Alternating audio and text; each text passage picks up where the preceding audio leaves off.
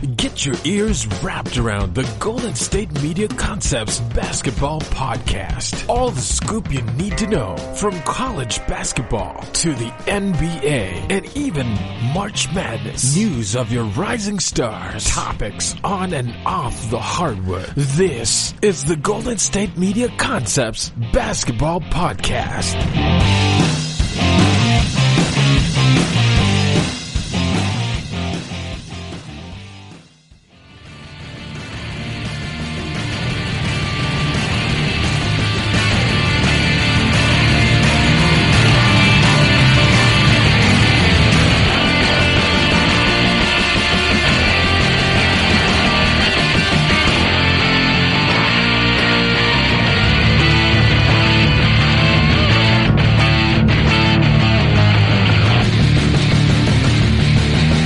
Thank you for tuning in to the GSMC Basketball Podcast, brought to you by the GSMC Podcast Network. I am your host, Bryce Lewis, and obviously this is the basketball podcast where we talk about both NBA and college basketball, and we have a great show for you today. But let's get right into it. We're going to start with the NBA, and the first quarter of the season is coming up to an end, basically by Christmas, because after Christmas, that's why I say the NBA season starts. And I'm going to tell you the top 5 teams, in my opinion, then 4 dark horse teams, and then 4 up-and-coming teams that I feel like will come on later in the season. And this is in no particular order for my top 5 teams. The first team I want to talk about is the Boston Celtics. The Boston Celtics are a team that has surprised a lot of people, but they play well offensively and defensively, and they're very well coached by Brad Stevens. Kemba Walker has came in there and has made a flawless transition to being their star. And, you know, a lot of people are going to say a lot of stuff about Kyrie, and it was just Kyrie. But I don't even think it's the fact that Kyrie's not there. I just feel like the team has more of an identity. Everybody knows their role. Because last year, it was kind of hard knowing what everybody's role is, because you were integrating Kyrie and Gordon Hayward back into the lineup. And I feel like they finally got it figured out this year.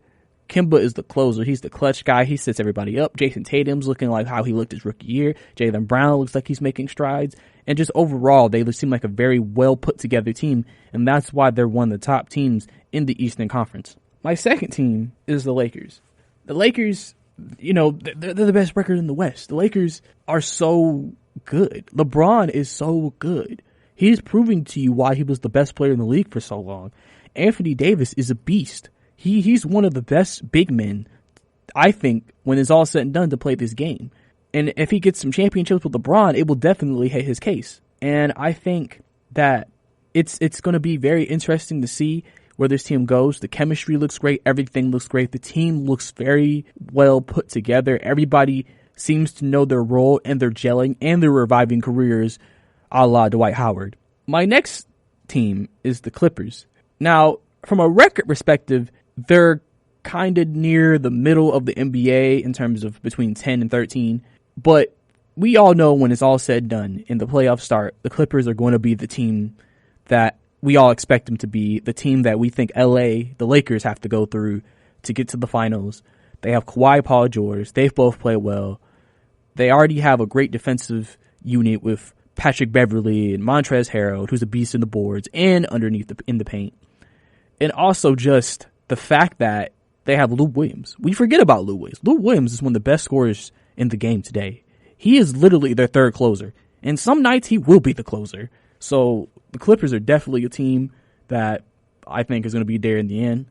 The Milwaukee Bucks have impressed me. The Milwaukee Bucks, I feel like, is a top team. It's crazy because they like Michael Brogdon and lost a couple other guys, but they're still just as good. They still look just as dominant. They still look like the best team in the East by far, in my opinion. They just seem like a complete team. Budenholzer is one of the best coaches in the NBA, in my opinion, and I think that will help them down the stretch, because I think, again, it's all about identity. Most of these teams have an identity. They know who they are. They know what they do. They know where to go, and I think Milwaukee has their identity, and that's why they're so good. And then lastly, the Rockets. I feel like they're gelling finally. I think Harden and Westbrook are learning how to play together. Russell is taking more of a backseat role, and he's learning how to play and not be the main guy. And I think that's more beneficial because I feel like they will need him in the playoffs if they want to upset one of the LA teams and potentially try to make it to the finals. Because you could technically say this is their best year since Golden State's not together anymore for them to make it to the finals. Now, my 4 dark horse teams are not really dark horse, but teams that have played very well to start the season. And I think these are teams that we never really thought maybe could win a championship, but could surprise some people, could create some upsets, and could create some chaos when the playoffs come around. First is the Toronto Raptors. They've played extremely well without Kawhi Leonard.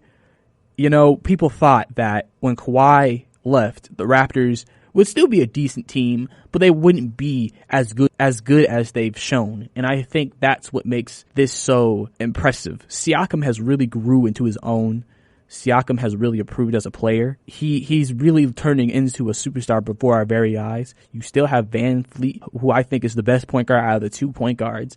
And honestly, the Raptors are just structured well. They're structured from the top to the bottom, all the way from management to coaching. And I think that's why they're always a good team, and they're always going to be in the mix every year. Next is the Dallas Mavericks. They are a team that we didn't know what to really expect. A lot of people really did not predict Dallas to do that much this year. They thought they may be an 8th seed this year. But Luka Doncic has just played out of his mind. He has established himself as potentially, if he continues to play at this rate, in some people's mind, could potentially establish himself as a top 10 player in this league. He's that good. He is really just an amazing player. And the whole team is a great offensive team. That's their strength. They're scorers. They say score. And you're going to have to outscore Dallas if you're going to beat Dallas. Dallas needs to work on the defensive end, but they're one of the best offensive teams, definitely, in the NBA. Also, my next team is Miami Heat. They are a team that has surprised a lot of people. Jimmy Butler went to this team, and that shocked a lot of people and thought, why would you go there? They're not going to win a championship. Why would you not want to win a championship? You're over 30. What are you doing? You could have stayed in Philadelphia. But Jimmy Butler knew this was the best decision for him. He knew this was the best decision for his future, and he wanted his own team. And the Heat, one thing about Pat Riley is he knows how to put a team together, and they are excellent at drafting. Tyler Hero and Nunn have came out to be just great players for them. Also, Bam Adebayo, he's also one of their up-and-coming gems. This team really overall is built very well. Now, we may think right now they're too young to win, but they have some guys that definitely can make it interesting. And don't be surprised if they get upset in the Eastern Conference playoffs coming up in spring. And then, now, lastly, for my top 4 dark horse teams, I'm going to talk about the Indiana Pacers. I think the Pacers are a team that a lot of people don't think about because it's the Pacers. Even with Oladipo, you don't think about him. But Oladipo, honestly, we could say last year if the Pacers had Oladipo, they would have beat the Boston Celtics. Like, Oladipo really is, we consider him a B-plus player, but he's really one of the top players in the league. And I think the Pacers are definitely a team that is going to make havoc for a lot of teams.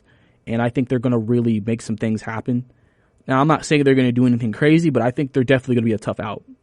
And now my top 4 up-and-coming teams. These are teams that haven't really had the greatest start to the season, but could definitely, if they get healthy or things change, maybe something changes in the locker room, I think they could really make a jump during the season. Now, this first one's going to surprise you because of how bad the record is right now, but I'm going to go with the Atlanta Hawks as my first team because you have to think about it. They lost John Collins for 25 games. That's considerably their second best player. They lost Kevin Huerter, who was expected to make a big jump this year. It's basically Trae Young, Jabari Parker, and everybody else because no one else is really helping those two. And I feel like that's why they've suffered record-wise. The next is the Blazers. Obviously, we all know about the Carmelo story. Carmelo coming back, I think, is great for the league. Carmelo is showing us why we should appreciate him while he's here. Because these teams won't. You've seen it with your own eyes. They've disrespected Carmelo multiple times. And right now, he's basically, this isn't a retirement tour. This is a stick it to you tour. Showing them, you should have picked me up because you could have had this too. And I think the Blazers, with all the talent they have, and when they get all the pieces fit together, because they have a lot of new pieces this year, I think they're going to be a team definitely be reckoned with in the Western Conference. And I think they'll make the playoffs and potentially make a run. And then lastly, my last 2 teams, first is the Timberwolves. They started off pretty decent. Karl-Anthony Towns has had a great year. Wiggins is playing better than expected. I think the Timberwolves could be maybe an 8th, 7th seed in the West. Right now, they're 2 games under 500, but I think that can change. I really think this team is a team that's dangerous, and you need to watch out for them. And definitely, you need to make sure you don't sleep on these guys because they will beat you in your building. They are not an easy out. And lastly, the Brooklyn Nets. I feel like Brooklyn, obviously you're trying to get chemistry with Kyrie and they're trying to get everything down. You know, it's a little different when you have a team last year who was young and played together and got to the playoffs, and you bring in a more dominant personality and try to fit them into that group. It can be a little different. But there is one thing I don't like about it is the fact that everybody thinks they're better without Kyrie. And I just think that's not true. That's not true at all. I would never say that the Brooklyn Nets are better without Kyrie. And actually, that's going to lead me into my next segment coming up after the break coming up here. I'm going to talk to you about why I think this narrative that teams are better without their star player because of how big the personality is just wrong. Are you looking for the very best NFL and college football podcast? Then check out the GSMC Football Podcast. Get the latest football news both on and off the field. From the NFL Draft to trades to the rumor mill to the NFL Combines. They got you covered. That's GSMCpodcast.com/football-podcast. Get updates on college rivalries, game day insights, and much, much more. It's football talk the way you want it. This show eats, sleeps, and breathes football. Don't forget to like them on Facebook and follow them on Twitter. Visit GSMCpodcast.com for more info.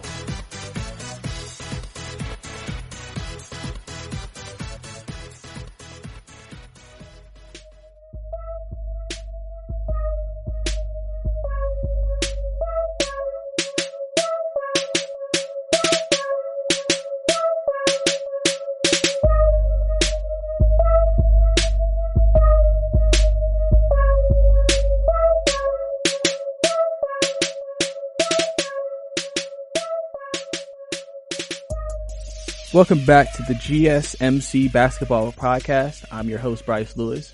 And now we're going to get into this topic that I kind of touched on at the end of last segment, where we talked about my top 5 teams, top 4 dark horse teams, and top 4 up-and-coming teams for this NBA season. And I think that there's this narrative going on that you don't need your star player to be good, or there are certain teams that don't need their star player to be good. That's a better way of putting it. For example, the Brooklyn Nets. Brooklyn has played better since Kyrie's been out of the lineup. And a lot of people are saying, clearly this means Kyrie brings down teams. He doesn't help teams. This is why I think that narrative is wrong. You have to think about something with the Nets. They were good last year without Kyrie. They know how to play together without Kyrie. They know how to win without Kyrie. Kyrie was there to help them get that extra push in the playoffs. In the regular season, a lot of things can happen. In the regular season, teams can play well that aren't really, we already know they're not playoff material. They're not a team that we know when they hit April and May, they're going to do anything, even though they're going to have a great regular season. Because in the regular season, you can get a lot of wins by just playing hard, getting all the loose balls, and just having a better overall game than some teams. For example, I'll talk about something that happened a couple of years ago when the Brooklyn Nets had formed their so-called super team with Joe Johnson, Paul Pierce, and Kevin Garnett. And they had swept the Miami Heat with LeBron James in the regular season 4-0. And then they got to the playoffs and got destroyed by the Miami Heat. Because the thing about it is, to me, I feel like if you play well without your star, that means that you are structurally a well put together team. Another example, last year's Toronto Raptors. They were 10 plus games over 500 when Kawhi Leonard didn't play. They structurally are one of the best teams in the NBA. They can win without Kawhi Leonard. But when it got to the playoffs, they needed Kawhi Leonard to get them over the top. That's the difference. That's why I don't believe that you can sit here and say Brooklyn is better without Kyrie. Because you're basically saying if Brooklyn came into a playoff series and didn't have Kyrie, that they have a better chance of beating a team 4 times than if they had Kyrie. That's what you're basically saying. You're basically saying they play the 76ers, they're going to have a better chance to beat the 76ers without Kyrie. That's not that smart. We saw what happened last year when the Sixers played Brooklyn. They only won 1 game and got blew out in the last one. Like, I think that narrative just is not a good narrative. I feel like, again, in the regular season, anything can happen. teams can play very well without their stars. But the reason why we have these stars, because the NBA is a star-driven league, we have these stars for playoff time. You're going to need Kyrie because you're going to need that clutch guy, that clutch player that you could just go to and say, hey, get us a bucket. If you look at the Brooklyn team, who on the team can get them a bucket? If Kyrie wasn't there, that we know we can get it from them. Remember, KD is still a year away. If Kyrie wasn't playing and the Nets were still playing well and KD was there, I'll be like, well, I mean, they have KD. I mean, honestly, if they're playing good now without either one of them, then they better win 60-plus games next year. Because if they're so good without them, then with them, they should just be barn burners. They should just be the top team in the league. And so I just think that narrative is just kind of a bad narrative to set in the league. I think we have to understand that we can't get too caught up in what happens in the regular season with teams. Because like I said, anything can happen. I mean, another example I can talk about is like you can have the best stuff happening for you. Like, think about the Spurs right now. The Spurs don't have a great record right now. The Spurs are one of the best coached teams in the league. And you would feel like the Spurs are always a team to be reckoned with. They could come back during the season from this slow start and do better and be able to compete down the stretch for a playoff spot. But I don't know. And I think that their two stars are DeMar DeRozan and LaMarcus Aldridge. And we don't really look at any of those stars as any major stars. We look at them more as maybe all-star players. Kyrie is a superstar. In my opinion, he is a superstar point guard. He is the reason why LeBron James beat Golden State back in 2016. Without Kyrie Irving, they wouldn't have won that championship. They wouldn't. Everybody knows it because the year prior, they didn't win it without him. They really needed Kyrie in 2016 to win that championship. Because when LeBron got 40, Kyrie got 40. Because Kyrie is a walking bucket. He hit the game-winning shot in Game 7 of that finals. That's why Brooklyn brought in Kyrie Irving. Besides, in the first year, they weren't really expected to do anything crazy. They were just expected to maybe still make the playoffs, maybe another first-round exit, maybe second round, depending on the matchup. And then we were going to see what they really can do when Kevin Durant gets back. So if that was the expectation, then why are we all jumping on Kyrie saying, oh, they're better without him. Kyrie brings down teams. Kyrie is moody. You can't say that. That's unfair to Kyrie. That's unfair. It's like saying if James Harden went down and the Houston Rockets were like 12-3 without James. Oh, the Rockets are better without James Harden. Now we know that's a false statement. That we know when it comes to the playoffs, if James ain't in the playoffs, they don't have a shot. Ain't nobody gonna trust Russell Westbrook. We've seen what happened in Oklahoma City with that. First round exit after first round exit. So let's not get too caught up into things like that. Because once we start getting caught up into stuff like that, that's when we get fooled. That's when we get tricked. That's why you have to be logical about things like this. This is a prime example of just honestly believing what you see in the regular season and think it'll still translate in the playoffs. That's why even though the Clippers don't have the best record right now in the league, they still are a team that you expect in the Western Conference Finals and competing to make it to the finals. Because we know when the playoffs hit, Doc Rivers, Kawhi Leonard, Paul George, Patrick Beverley, Harold, Lou Williams, that's a squad. That's a team that could make it to a finals. We know that. Regardless of whatever record they get, we know that. Because, Kawhi is going to have his load management. Paul George is going to probably even have load management at times. But we know when the regular season is over and the postseason begins, we know what's going to happen. Clippers are going to go through that Western Conference and make it to the Western Conference Finals, in my opinion. If they don't, it'll be a shock. But I don't even think if it's a shock, it's not because, oh, Kawhi is their best player or something like that or anything crazy. They just probably got beaten by a better team, or they had a better game plan for the team that was going against them. And so I feel like, again, this narrative of teams are better without their star, if they have a better record, it's just dumb. It's stupid. I think we need to get rid of that narrative. I think it's not a good narrative for the league. You know the NBA is a star-driven league. You know stars are what puts people in the seats. Because trust me, ain't nobody trying to watch the Brooklyn Nets without Kyrie. Even when they were 4-8, they were an interesting 4-8. Kyrie was out here crossing up people, getting buckets on everybody. It was a show. It was a spectacle. Kyrie is someone you pay tickets to see. It helps put people in the seats. And in Brooklyn, you need that. Now, luckily, the Knicks are trash. So it's not like you're competing against them because of the fact that, oh, it's the Knicks and they have a good team. They're bad. But at the same time, New York still isn't a Brooklyn town. And that's what Kyrie was brought in here to do. Get people in the seats and get this team where they want to be next year, which is competing for a championship when Kevin Durant gets back and basically being in the mix. And I feel like if they make the playoffs this year, regardless of what happens, we can't judge anything off this year. And we shouldn't be judging Kyrie now just because he's hurt and the Brooklyn Nets have a better record without him. But coming up next, we're going to switch over to college basketball. We're going to talk about the new AP 25 ranking that came out this past week and break it down.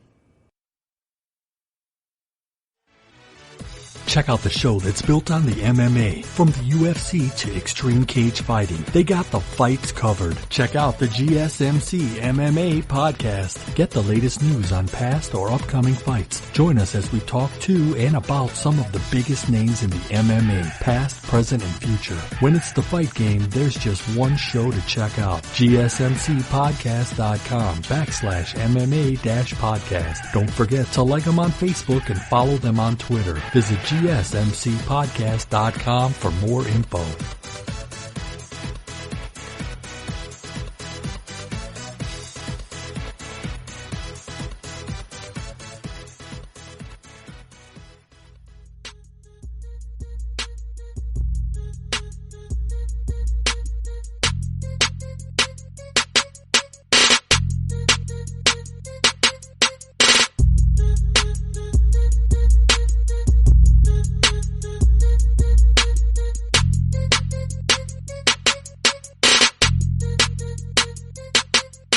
Welcome back to the GSMC Basketball Podcast. I'm your host, Bryce Lewis. Last segment, we talked about how this narrative in the NBA about how you need, or if your team does well without the star player, maybe the team doesn't need him. I had to kill that narrative right there. They were talking about with Kyrie Irving in Brooklyn. And now we're about to switch over to college basketball. And we're going to talk about the AP 25 poll. And we're going to talk about the top 10 teams, plus some teams I think, looking at the poll, that could really make some noise during the season and going into the NCAA tournament in March. And we're going to start at number 10, the Duke Blue Devils. Obviously, coming off that loss to Stephen F. Austin about a week and a half, 2 weeks ago, game-winning bucket at the buzzer. It was a hard time for Duke because that was a big loss. I mean, you would never expect them to lose to a team like that. And I think that it really helped them get their heads back on right, because sometimes you need those type of losses to get your team's head right. Trey Jones, being the leader of Duke, had to get these guys back and ready to play. And so far, I feel like since then they've played 3 games and they've won all 3. So I think they're back on track. I think they're going to be a team that they're always good during the regular season, probably competing for an ACC championship. But something about Duke in the tournament scares me.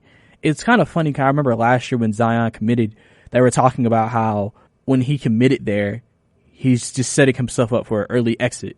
Because ever since the championship they won, Duke just hasn't been the same in postseason play. Number 9, Gonzaga. Gonzaga is the one team I always just feel like is so weird. They're the one team not from a major conference. And literally, they're in a conference where if they lose a game, they literally have to win the tournament to get in. Because they play in such a weak conference where a lot of those teams are not good. So if they lose to one of those teams, it's like the the selection staff is going to look at them and be like, well, you lost to this team and they're 3-25. Like, we can't let you in. Like, their conference is not that good. But every year they're in the top 10. Every year they're competing with the best teams. And they don't even get the 5-star recruits. They don't even get the top players. They get a lot of 3-star, 2-star guys, develop them, and make them good enough to play against those guys. Because remember, college basketball is a weird sport. It's one of those sports where you could just have straight top freshmen and still be better than every team in the league. Number 8, Kentucky. Kentucky this year, I think they're going to win the SEC this year, but I think it's going to be tough, though. I think Georgia's going to give them a run for the money. And obviously Auburn. Auburn's 8-0 this year. They're ranked 14th in the poll. I think Kentucky has a lot of talent. They've pretty much, ever since John Calipari's been there, they do the same thing that a lot of coaches do in big conferences. Get the top freshmen in the nation to come and usually win their division, usually win their conference, and make it to the tournament. And I think that's just going to be what's going to happen again this year for Kentucky. Kentucky's going to be a good team. I think they're going to do a lot of great things, and I think it's going to be interesting to see what happens when it comes tournament time. Number 7, North Carolina. North Carolina is probably going to drop because they have 2 losses, and nobody else in the top 10 has 2 losses. But I think they're going to drop because they have 2 losses, and they have not played the greatest, but they're still 6-2 overall. There's no danger here. They're going to make the tournament. They're going to get in. They're going to compete with Duke. Obviously, the games with Duke are always the biggest games of the season for them, nationally televised games. And I think North Carolina will be just fine. I feel like Roy Williams is going to have those boys ready to go throughout the season, and they just got to keep their head on straight, and they should be fine. Number 6, Ohio State. Ohio State has been a pretty good basketball college program. Last year, they didn't have the greatest year. This year, they're starting off with an undefeated start. They've really played very well, and I think that from what I've seen, they're a team that, if they continue on this path, they should win the Big Ten, even though there's some tough teams in the Big Ten, like Michigan, who I'll talk about since they're in this top 10, and also other teams like Iowa. Iowa the other night played Michigan, and Garza had 31 points, and they still lost. So the Big Ten's not an easy conference. Big Ten is considered, outside the ACC, one of the best basketball conferences in all of the NCAA. Number 5, the Virginia Cavaliers. Virginia has always been that one college basketball team I say that nobody really talks about. They're not flashy. They don't have any players that just stand out to you. They don't have any players that just scream superstar. A lot of their star players have been like just boring. They seem like they're just guys, but they do everything. You know, I think that Virginia is a team that's very well coached, one of the best defensive teams in the country last year, especially when they won the national championship. Because they're the defending national champions. They're the defending national champions. Virginia deserves the respect. They deserve everything that they're going to get this year. They are now the targeted because they are the champions. They're 7-1 so far, and I think Virginia will be right back in the tournament, competing to defend their title. Because what else would you expect? Virginia's program is headed upwards, and you have to think about this too. Again, they're also one of those teams. They're not getting the 5 stars. They're not, and they're still just as good. So that just shows how great the coaching is. Number 4, Michigan. Obviously, Michigan made one of the most historic rises in AP poll history, being unranked to start the season and jumping all the way up to number 4 after winning their Invitational, beating some of the best teams in the Invitational, and also just, Juwan Howard's done a great job taking over that program, his alma mater. He's getting these guys ready to go. They lost to Louisville on Monday, but that's okay though, because Louisville's the number 1 team in the country, and we're gonna get to them too. But Michigan really just they are a team, definitely. I think I've noticed that when players coach their alma mater, like former NBA players or former college players coach their alma mater, they always have that additional first couple of years where they always play so well. You saw it at Georgetown. You saw it at UConn. There could be a growing trend of players that actually coach their alma maters, because if you're having success like Juwan Howard at a pretty good basketball power at Michigan, not as big as Duke and all of them, but they're pretty good. They've always been a pretty good team. Michigan's always been a pretty good team. Number 3 is Maryland. You could consider Maryland one of the more shocks on there. Maryland's a really good team. They're undefeated, 10-0 on the season. They are very well coached. Maryland has some guys. They have some dogs on that team. I think that they're a team that when they get to the tournament, they're definitely going to be competing with the top teams. Because remember, they're in the ACC too, so they're going to be competing with Duke and North Carolina. And one of those three teams I think is going to get a number one seed. I do really believe that out of those three teams. Right now, they're the highest ranked ACC team. Actually, I'm wrong. My bad. Louisville is. But they're the second highest ranked ACC team. And I mean, you have to think about it. So far on this list, I've named 5 teams from the ACC in the top 10. This is why ACC is considered the best basketball conference in all of college basketball. A lot of their teams is good. There's a lot of competition. And honestly, it's deserved. It's deserved. I mean, their defending national champion is coming from the ACC. So that's always a great thing for them. Number 2, Kansas. Kansas had a kind of a down year last year. They weren't as good as they usually were in previous years, but I feel like this year they're going to get back to what they're usually at. A pretty to best team in the Big 12, making the tournament and making maybe a Sweet 16 run this year. I think that Bill Self is going to really get these guys ready to go for the conference schedule that's coming up. The Big 12 is also a very tough conference, but I think Kansas usually wins it most years, and I think they're going to be able to get back on that same track this year. They have some great talent on that team, and I think that they're really going to be really able to come and break through this year. And then lastly, Louisville. Louisville is the best team in the country right now. They've played the best, even without Rick Pitino after getting fired after what happened this past offseason. They're still clicking on all cylinders. They have superiorly proved they're the best team. They're 9-0 in the season. They beat Michigan, which was a top 4 team, so they've already beaten a top 4 team already. Definitely, I feel like, lock for a number 1 seed for the tournament, and I think that they're definitely going to make a good run. Now, obviously, we're going to have to see what happens, but this team is definitely a team to be reckoned with. Now, teams to watch out for, I think Dayton. Dayton's a team that really impressed me. They played Kansas over last week, and they lost in overtime to them, but they really impressed me. They blew out Georgia with Anthony Edwards. Dayton is a team that a lot of people didn't expect to be this good, but they actually have a young superstar and a lot of good pieces on that team. And that young superstar also is projected to be a top 10 pick in the NBA draft. So I think that Dayton is definitely a team that you need to watch out for. Do not sleep on Dayton. And also Colorado. Colorado is a team. They're also undefeated. They cracked the AP 25 ranking. They're a very good team. They just lost to Kansas, but it's all good because you have those games. But the fact of the matter is they want to make the tournament. That is their goal. That is the goal for them. Nobody really thinks of basketball in Colorado as a major thing, but I think Colorado basketball, this is a good start. If they can continue this and keep this up, I think they're going to be a team to be reckoned with. Coming up next, I'll talk about must-see players to watch in college basketball this year. They got some guys. Obviously, we're going to name a couple of guys we think are going to be in the draft, but also just some other players that maybe you haven't heard about that I've seen that I think is going to be very impressive.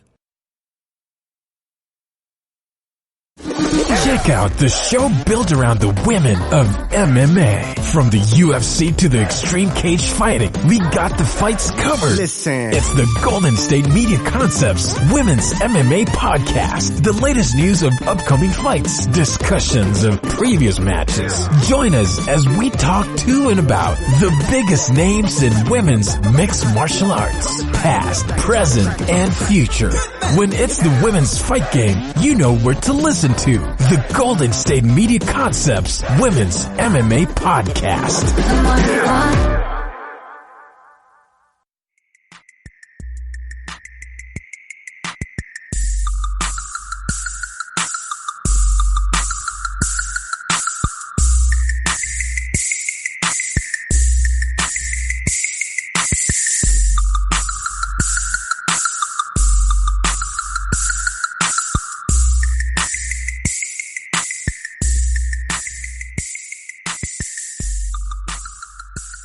Welcome back to the GSMC Basketball Podcast. Last segment, we talked about the top 10 teams in the AP poll. And now I'm going to get into some players this year that I've seen so far in college basketball play that I think that y'all should keep an eye on. That's exciting. And I think either if they don't have the draft hype now, they're going to have the draft hype later. For example, last year, Carson Edwards out of Purdue. He wasn't that valued at the beginning of the year, but after the season he had, leading Purdue all the way to a deep run in the NCAA tournament, just balling like he did, being one of the best scoring guards, and becoming a first-round pick for the Boston Celtics, I think that you definitely some of these players are guys that we have to look out for. Plus, obviously, the guys that we already knew were must-see, like Zion last year, this year, Anthony Edwards, in my opinion, which I'll start with. The first must-see player you should go out of your way and watch this season is Anthony Edwards. Anthony Edwards for Georgia. First, it's surprising that any top recruit goes to Georgia. The last time that happened was Contavious Caldwell-Pope. Anthony Edwards is a monster. Did you see that performance he had against Michigan State where he almost led by himself a comeback against one of the best teams in the country and Tom Izzo? That was fantastic. Anthony Edwards, it really can do it all. That's why he's going to be a top 3 selection in this year's draft. He is someone you definitely listen. Nobody ever says we need to go watch Georgia basketball, but this year you need to watch Georgia basketball when they're in TV, or if you can get to a game and see Anthony Edwards play. Trust me, you won't regret it, because this guy is a must-see player for sure. And next on my must-see players, this might not be like a must-see, but to me, I feel like he's a guy who's an underrated player who could rise up the draft boards. I apologize if I say his name wrong. Duka Azubuike from Kansas, the 7-footer. He's a senior this year, and he was hurt last year. And this year he's coming back for Kansas. He's played fantastic for Kansas this year, and he really, to me, he's like the traditional NBA center, but he has athleticism. He's a beast in the paint. I think Kansas has a lot of players. We can't even forget about Dobson on the team, the point guard. He's also a must-see player for Kansas. I mean, Kansas this year compared to last year, I feel like is much better because of these two players. And I feel like you should definitely go see him if you can, because he is definitely someone you want to check on. Also, I feel like you should go look at North Carolina's Cole Anthony. They call him a guy who could be close to Trae Young, not by the way he plays, but just the type of season he could have, especially in the type of offense that Roy Williams runs in North Carolina, a very high-octane offense. Cole Anthony is someone you definitely should go see. I could see why, after seeing a couple of North Carolina games this year, while a lot of people are excited about him. He's a great young player. He'll probably be a top pick in this year's NBA draft also. And I think he's someone that, just really, you got to watch out for. He's going to be a guy who, if North Carolina makes a deep run, he's going to be the reason. Next guy, Jeremiah Robinson Earl from Villanova. By the way, Villanova is also a basketball power in the Big East. They usually are good every year, like usual. Like, they always have a great player. Remember Dante apologize if I say this wrong. Dante DiVincenzo? I might have said that wrong. I apologize for that. But going back to Jeremiah is a guy who he's basically like a combo guard, basically. Maybe like Jalen Brunson on the Dallas Mavericks. He's a guy who his offensive skill is great. He could be one of their best offensive players by the end of the year. I definitely feel like that he is someone who, when you watch him, you're going to be like, wow, who's him? He's going to flash on the court. He's a guy who will flash on the court for you, and you definitely want to see someone who flashes. Now we're going to talk about Quentin Grimes. He played at Kansas last year, and he didn't have his best season. He transferred to Houston this year. I feel like he's a guy who could really help make Houston a better team in the American Conference. I think he can make Houston a team who can make a push for the NCAA tournament. We don't know a lot about him. I've seen him. I caught a Houston game. He had a big game. I feel like he's someone definitely that you can't sleep on, because if you do, you're gonna be sorry. Because he can really play. He can really play. He can really play. Also, another guy to look out and watch this season, Andrew Jones from Texas. He's a guy who has just an amazing story. He had leukemia, and he had to sit out last year. And now he came back. If you remember the opening game they had, I believe on a Tuesday night, he had 20 points in the return. It's a great story. But at the same time, even through all that, he's also a good player, and he's not a guy who's going to be like, oh, circle him star player.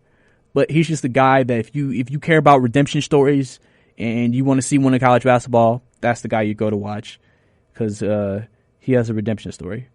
Now, let me talk about some guys maybe y'all didn't pay attention to as much.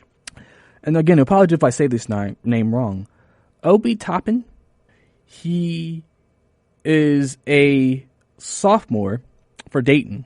Dayton overall is a team, like I said in the last segment, who has played very well, who has a lot of talent, very well coached, and is a team that really is slept on to me. But I think that out there in the AP 25 they're getting some love. But Obi Toppin is a player who entertained going to the draft last year, but didn't go. This year he is playing very, very well for them. They say he could even enter himself into the top end of the draft if he continues to play this way. I think he's someone that if you watch Dayton, pay attention to him. He is a guy who you'll see him pop on the defensive end. One of his best skills is blocking shots, but he also has a bit of an offensive game. Don't be surprised if he can maybe hover around maybe 20-10 this year, 18-8. I feel like that'd be a realistic stat line for him. So watch out for him this year. Definitely a guy who you gotta definitely keep an eye on. Another guy on Baylor, Jared Butler. Jared Butler is probably one of the best perimeter players I feel like in the country. I think that his offensive game on the perimeter is one of the best. Baylor is one of the better teams in college basketball this year, and I think it's because of him. He's definitely a guy who he'll probably have a couple big games throughout the year. You'll probably see on ESPN and other networks. He'll definitely be a guy who comes out of the woodwork and really just makes a name for himself this year. And if he does that, then you really can't be mad about that. So that's definitely another guy. Another guy from Arizona, Nico Mannion. He's a freshman this year, coming into the league. He was a beast in high school, an absolute beast in high school. His high school hype tape alone would get you hyped to see this man play.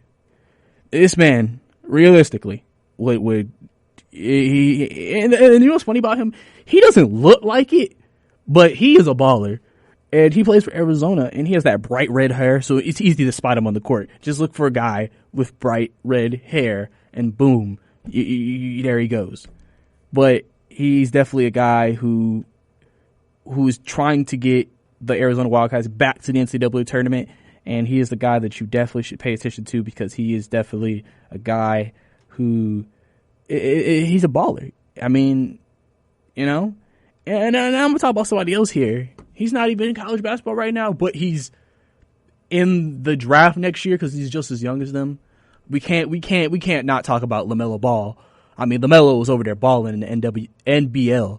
I mean, he is one of the best players coming into this draft for a reason. He didn't go to college because remember he was committed to UCLA and decided to say nope, I'm not going. Remember, LeVar took him out of high school. LaMelo could be better than Lonzo. I think LaMelo has all the skill set. If you've seen his tape, if you've seen his games, this man is a walking bucket. He's lengthy, he's tall, he can really do everything. He definitely is a guy who, you definitely could not sleep on LaMelo Ball. Which, I mean, his dad's been in the news, Lonzo's been in the news, you probably know who he is. But if you ever can catch a game, just if you ever have time, find the stream for it or watch it on Twitter. Whoever has it, watch it. And you'll see why there's hype behind LaMelo Ball. Coming up next, we're going to talk about top NBA performers in the league so far and who's disappointed, who's had seasons that we didn't expect. Right after this.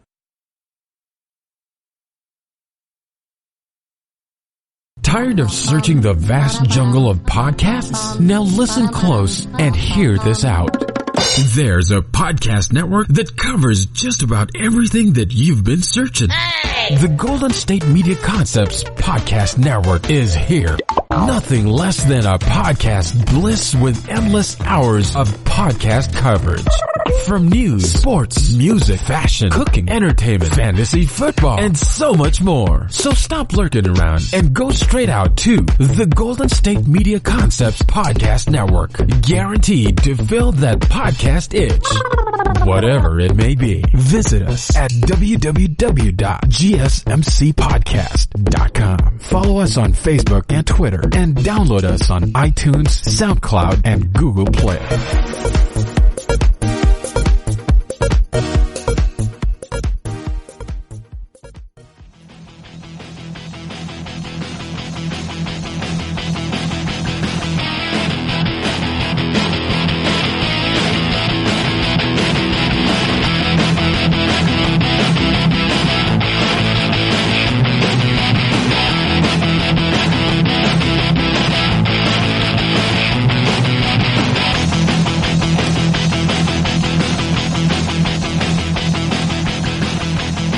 Welcome back to the GSMC Podcast Network.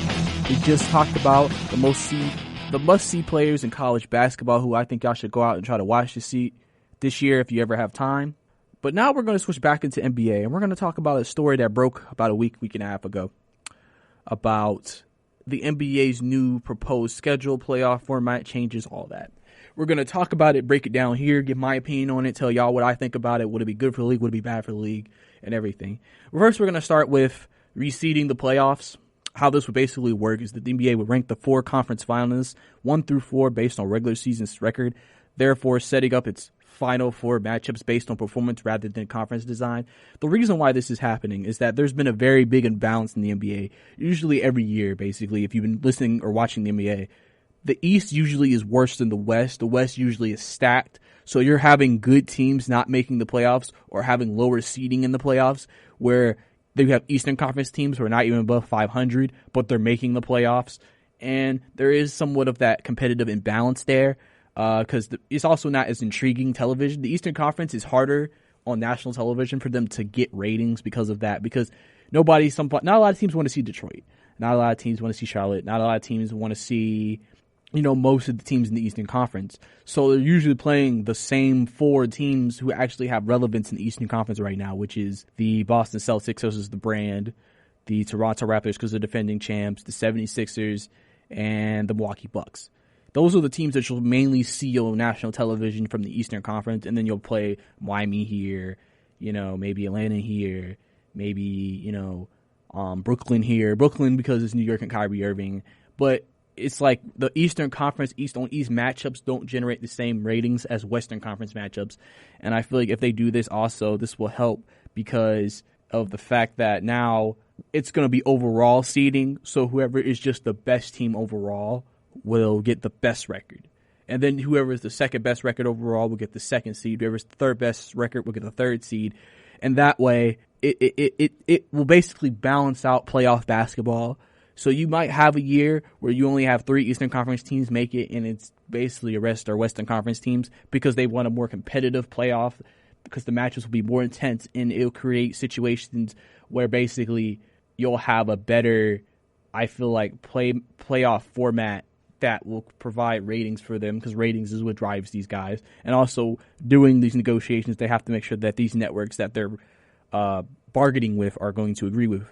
And I think that this will be a very interesting result. Like I said, there's definitely going to be more interest and there's going to be more revenue. I personally like the idea because you're right. We shouldn't have a losing team get into the playoffs. I feel like that is kind of there's always that one playoff series or 2 playoff series, especially in the East, where you're just like, I don't care about this series. I have absolutely no care in the world about this series because it's just the teams are just there's nothing there to promote. It's just nothing there. So it's definitely an interesting way of reseeding 16 playoff teams, and I'm definitely for it. I definitely for it. Next is the mid-season tournament. Basically, the NBA would host an in-season tournament involving 30 teams between Christmas and Thanksgiving. They think it's a good way of devoting significant time and thought to positioning within the NBA within an entertainment landscape, especially as attention spans become shorter and viewing habits shift away from traditional cable and television subscriptions. This is also based off ratings and money, because if you've looked at any of the early season numbers for the NBA on ESPN or TNT, numbers were down. I mean, there's a lot of explanations you could have for this. It could be because the Eastern Conference isn't that good, so the Eastern Conference teams are not bringing in ratings.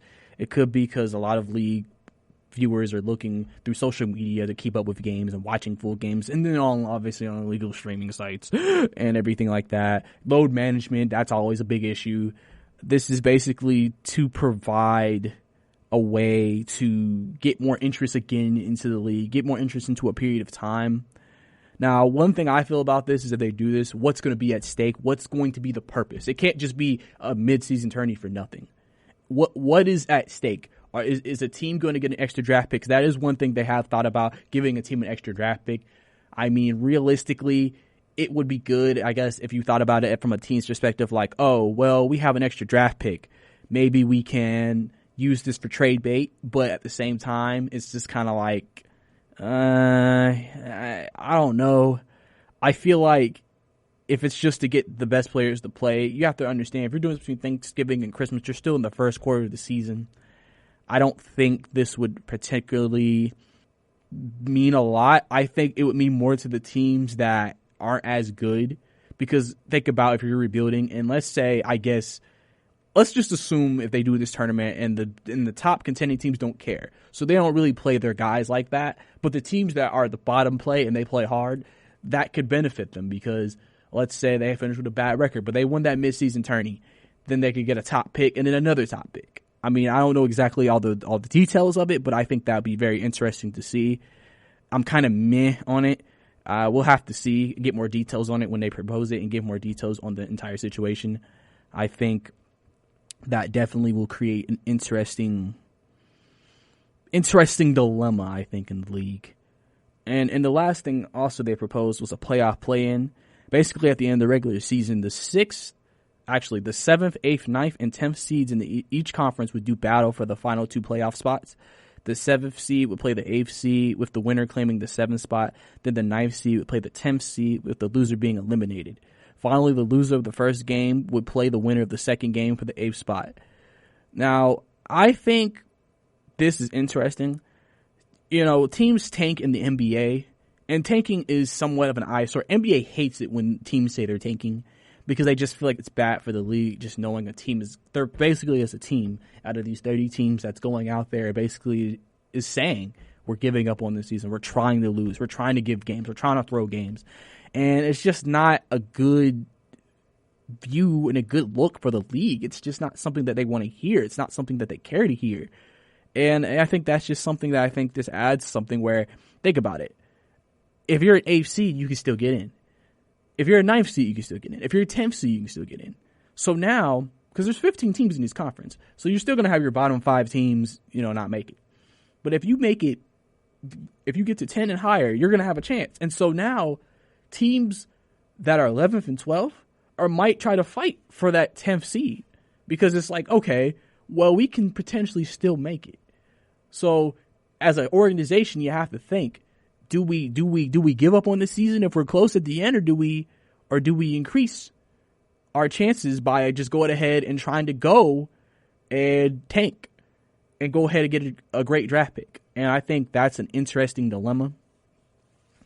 I think it would add intrigue. I think it would definitely help with ratings also. I think it could, because I feel like through all these proposal changes, the league is just trying to make everything much more important. They're trying to make everything much more just has meaning. They don't want games. They don't want teams just saying, eh. They don't want a team who's like 10 and 25, who had injuries after the first quarter of the season, say, okay, let's just give up. Because what if you reek off a couple of 6-7 game winning streaks, and now you're within 5 games, and now you're a 10th seed? Now you can still play for something. Now you're competing for something. And that would actually at least give them the chance to get in. I think it's about the chance. If they have the chance, then why not? So my opinion on it, sure, why not? As long as it's not the only change, I think it's just going to be interesting to see how they put it together. It's going to be interesting how to put all these things together. And then the last change is just shortening the season from 82 games to 78, I believe. I think it would be an interesting change. I don't know how much better that would be, because if you're going to shorten it from 82 to 78, and then you're going to add a mid-season tourney plus play-in games at the end of the year, how is that going to work? Because you don't want the players playing more than 82 regular season games or games in general before the playoffs, because that's still, you're basically playing more games, even though they reduced the regular season games to 78. Like, it feels like they're not really reducing it. They're just making, or it's almost like they're moving the games that they're taking away and trying to move them into more meaningful spots, basically. So I it's interesting. I think they should shorten the season, though. I think you can tell players are not interested in playing all 82. For them, it's a long season. I know they tried to eliminate back-to-backs and everything, but I think that this would be the best move for them to do. And I'm for it. I'm for it. Definitely getting the season down to 878. And it'll be interesting to see what they do with it from there. But coming up next, I'm going to give you my Rapid 10, where we talk about the 5 best games from college this next coming week and the 5 best games from the NBA this coming week. And I'll give you my predictions and my thoughts on those games. Are you looking to get your college football fix? Looking to get the latest news on your favorite school's team? The GSMC College Football Podcast is your ticket to all things college football. Join us as we talk college football from the national championship, the college rivalries, the bowl game, to the Heisman Trophy. To which conference is the best? We've got you covered for the Big Ten, SEC, Big 12, the Pac-12, ACC, and everything in between. Download the GSMC College Football Podcast on iTunes, Stitcher, SoundCloud, Google Play, or anywhere you find podcasts. Just type GSMC in the search bar.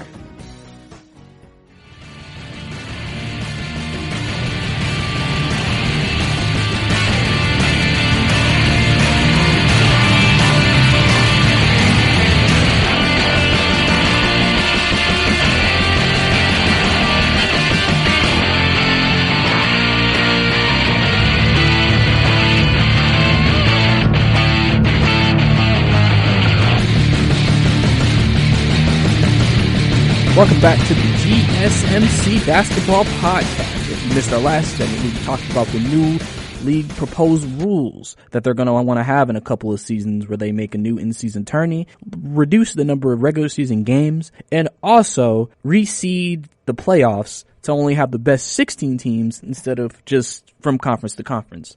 But now we're going to go into what I call my Rapid 10, where I talk about 5 games from the NBA and 5 games from college that I think you should go and see this week if you're a lover of basketball like I am. First game, and starting in the NBA, is 76ers and Nuggets. Last time they played, Embiid hit a game winner over Joker in a fantastic game between the two in Philadelphia.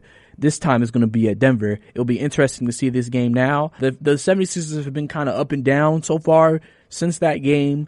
They're about the 4th, 5th seed, I believe, in the Eastern Conference. The Nuggets have also kind of been up and down. They've had a couple of lackluster performances. If you want to catch this game, you catch it on TNT on Tuesday. I think that'll be a great game to watch, and I look forward to it. The next game is the Clippers and Raptors. I think the Clippers are going to win this game. I think this is the first game back for Kawhi to Toronto. I think that's going to be a very interesting time to see how the crowd reacts. I think the crowd's going to cheer him. I think the crowd's going to give him a great reaction. I think the crowd is going to embrace him because they realize what he brought to the city. I think the Clippers will come out with the win, but don't be surprised if Siakam has a big game that game, because Siakam is definitely in line for his second breakout player of the year. Next game, 76ers and Celtics. That's always a good game. Those teams have been playoff rivals. They've always been a rival. Remember, we've looked at that team as the team that the 76ers needed to get through if they wanted to get to the Eastern Conference Finals. And now it's not them anymore. It's the Milwaukee Bucks. And they might meet them in the Eastern Conference Finals, but Boston always plays the 76ers really well. It's always a great game. Especially with Boston and the 76ers being so good this year, I think it just adds intrigue to the game. This game will also be on TNT on a Thursday, a national televised game also. So you can catch this game whenever you have time. I definitely would advise you to go watch the game, because you're going to see a great game between Kemba Walker and Ben Simmons. That's the matchup for me I want to look at. The next game, and this is one of the most intriguing games to me, the Lakers and Heat. The Heat are a surprise team with Jimmy Butler playing extremely well this year. They've played great basketball, so many breakout young players, such young talent, great coaching, just great everything with the Heat. And they're going against, it looks like the literally unstoppable Lakers right now, with Anthony Davis and LeBron James playing some of the best basketball they've played in their entire careers, really. I mean, LeBron's looking like he's 25 in his 17th year in the league. Like, he looks great right now. I think that would be an interesting matchup. It's on ESPN on a Friday. I think that if I had to pick the game, I'd go with the Lakers just because of what I've seen. But do not be surprised if the Heat win this game. The Heat are a team that's coming, and I think the Heat won a game like this because they want to show to the entire nation that their record and their start is not a fluke. And then Finally, for the NBA games, the top NBA games for the week for me is the Heat and the Mavericks. That's a Saturday game. It's not a nationally televised game, but I find that a very intriguing game also. That's a back-to-back for the Miami Heat after playing against the Lakers, and now they're playing against the Mavericks, who are considered now a top team in the Western Conference. I think that would be a great game to see just Luka Doncic, because I know at some point in the game they're going to have some Luka Jimmy Butler contest, and I think that's going to be a great sight to see, just seeing those two go at it. Both teams are you could say are both the surprises of their own conference this year. Obviously, the Dallas Mavericks in the West and the Miami Heat in the East. I think that's a game that, to me, if you got League Pass, watch it. If you can find it anywhere else, watch it. Like I said, it's not a national televised game, but definitely if you're not a football fan and you want to watch basketball, try to watch this game. You won't regret it. And now we're going to get into the top college basketball games, my 5. First, a Tuesday game, Butler versus Baylor on a Tuesday night. I think that'd be a great matchup. The Baylor Bears look like a great team this year. I think they're a team that could make a deep run in the playoff in the tournament this year.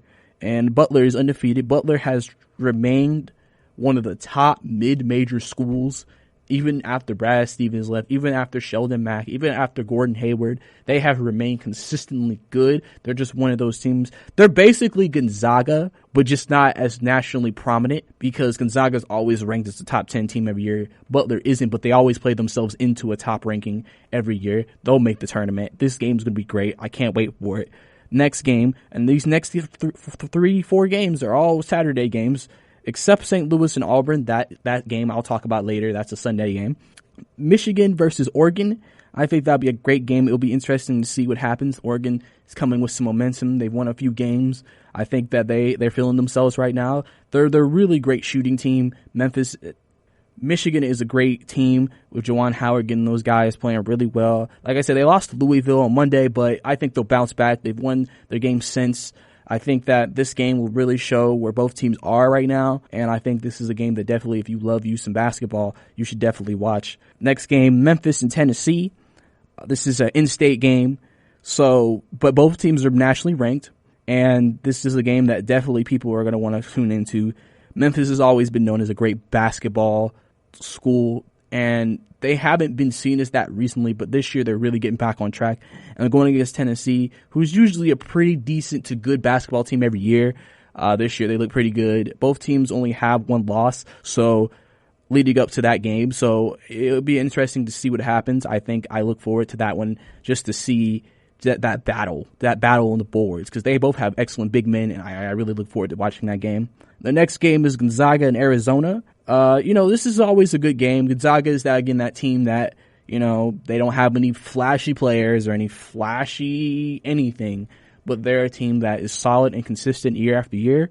They're playing Arizona, a great team, usually a great basketball program out there in Arizona. Their team, Arizona is also one of the better 3-point shooting teams in the NCAA this year. And I think that'll be an interesting style of matchups, because, Gonzaga is always known to have this very creative and crafty big man, and it's still continuing this year. And I think that'll be a great matchup to see between those two teams, and just to see what happens, just seeing how that plays out. And then Auburn and St. Louis. This is a game that's on a Sunday, actually, but I think this game is interesting because St. Louis isn't ranked, but they're one of those mid-major schools basketball programs that are usually always in contention to make the tournament. They're usually good every year. Auburn is a very good basketball program. They've emerged as that, especially over these last few years, making the tournament, making the deep run last year. I think this game is going to be a game that will fly under the radar, but I think could be one of the best games on the entire weekend of basketball. So I definitely think you should turn into that game, because that game is definitely a game I'm going to try to watch if I can, because those are two pretty good teams. So don't be surprised though if St. Louis, since they're not ranked, if they beat Auburn, they get the upset. So if you wanted my picks for all these games, I'll go back through the games. We're starting with NBA. I got the Sixers against the Nuggets. I got the Clippers in Kawhi Leonard's return to Toronto. I have the Celtics beating the Sixers on Thursday on TNT. I have the Heat upsetting the Lakers. I know, it's kind of crazy, but I have them upsetting the Lakers. I think they're going to pull out the win. It's at Miami too, so you never know if jet lag could become a factor in that game with them flying across the coast. Maybe not for LeBron, because he's usually be on the East Coast, but you never know. And then for the Heat Mavericks, I'm going with the Mavs. I think after a back-to-back playing an emotional game, I think is going to be against LA. I think the Dallas Mavericks are going to come out there and beat the Miami Heat.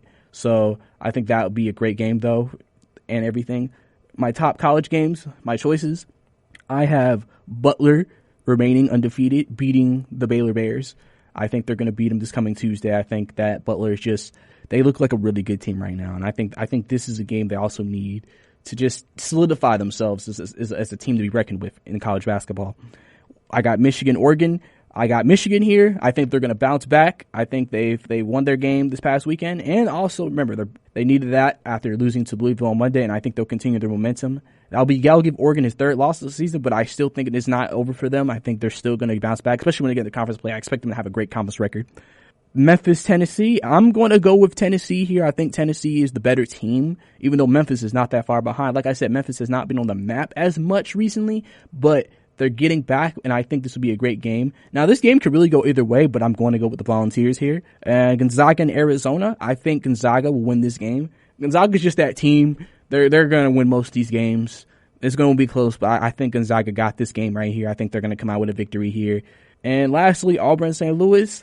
I want it to be like, let me go with another upset. Let me go with St. Louis, but I'm going to go with Auburn here. I think Auburn is going to win the ball game, but I think this game also could go either way. Definitely either way. When the line comes out in this game, I definitely want to see what that is, because if you're a betting man, if it's close, you might want to take it, because I feel like this game is going to be close. Definitely feel like this game is going to be close, because these are two teams that are, just as good as each other, and they really can just compete at a high level and really give you a game that you don't even think you're going to get, but I knew you were going to get, But yeah, guys, there you go right there. Thank you for listening to the GSMC podcast, brought to you by the GSMC Podcast Network. I would like to ask that you remember to subscribe to the show and write a nice review. That really helps us. Also, if you can please follow us on Facebook, Twitter, and Instagram. Thank you and have a good night. You've been listening to the Golden State Media Concepts Basketball Podcast, part of the Golden State Media Concepts Podcast Network. You can find this show and others like it at www.gsmcpodcast.com. Download our podcast on iTunes, Stitcher, SoundCloud, and Google Play. Just type in GSMC to find all the shows from the Golden State Media Concepts Podcast Network. From movies to music, from sports to entertainment, and even weird news. You can also follow us on Twitter and on Facebook. Thank you, and we hope you have enjoyed today's program.